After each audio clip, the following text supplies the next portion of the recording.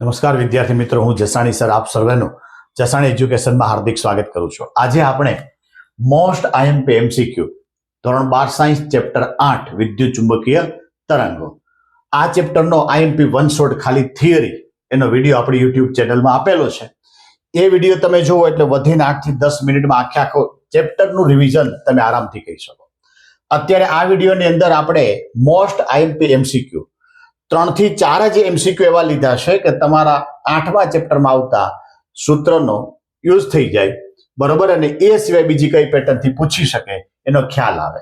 એમાં પહેલો જે એમસીક્યુ લીધો છે, વિદ્યુત ચુંબકીય તરંગમાં અવકાશમાં આવેલ બિંદુ પાસે ચોક્કસ વિદ્યુત ક્ષેત્રની તીવ્રતાનું મૂલ્ય 6.6 વોલ્ટ પર મીટર છે.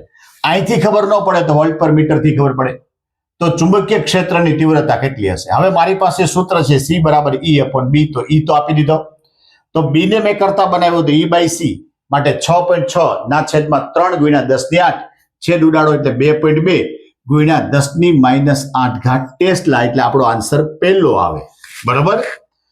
બીજો આવું જ લીધું છે, એક શબ્દ માટે લીધું છે કે કંપ વિસ્તાર. હવે કંપ વિસ્તાર એટલે આપણે મેજોરિટી એ સમજતા હોય. અહીંયા જોવો જોઈએ, શૂન્ય અવકાશમાં રહેલા હાર્મોનિક વિદ્યુત ચુંબકીય તરંગનો ભાગ હોય તેવા ચુંબકીય ક્ષેત્રનો કંપ વિસ્તાર B0, અહીંયા કંપ વિસ્તાર B0 720 નેનો છે. તો આ તરંગનો ભાગ હોય તેવા વિદ્યુત ક્ષેત્રનો કંપ વિસ્તાર કેટલો હોઈ શકે? હવે અહીંયા પણ C બરાબર E0/B0. હવે ઘણી વખત કંપ વિસ્તારની જગ્યાએ મહત્તમ મૂલ્ય આવો શબ્દ વાપર્યો, અહીં મહત્તમ, તો E0 પણ મહત્તમ, B0 પણ મહત્તમ, E0 કંપ વિસ્તાર, B0 કંપ વિસ્તાર. હું E0 ને કરતા બનાવું તો C ગુણ્યા B0 માટે 3 ગુણ્યા 10⁸ ગુણ્યા 720 10⁻9 નેનો ટેસ્લા, બરાબર છે. માટે અહીંયા 720 ગુણ્યા 3 એટલે 2160 10⁻1 માટે એમ કહેવાય કે 216 એટલો તમારો આન્સર આવે ન્યૂટન પર કુલમ, એટલે આન્સર તમારો એ આવે. ત્રીજું છે એ તરંગ લંબાઈ અને આવૃત્તિ વચ્ચેનો સંબંધ મેળવવો છે.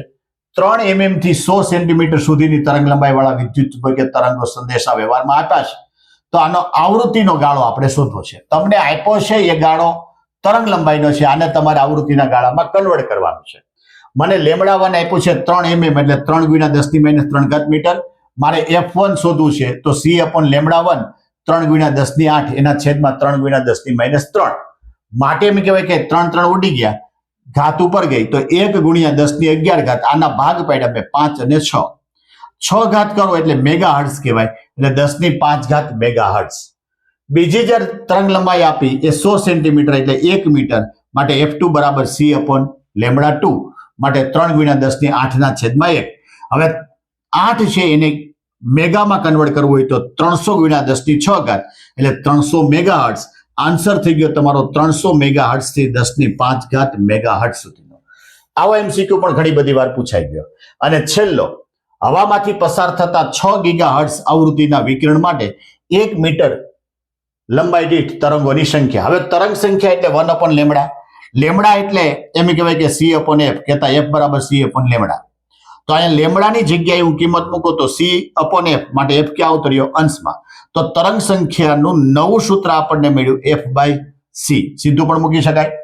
F એટલે 6 ગુણ્યા 10⁹ ગીગાહર્ટ્ઝ છે.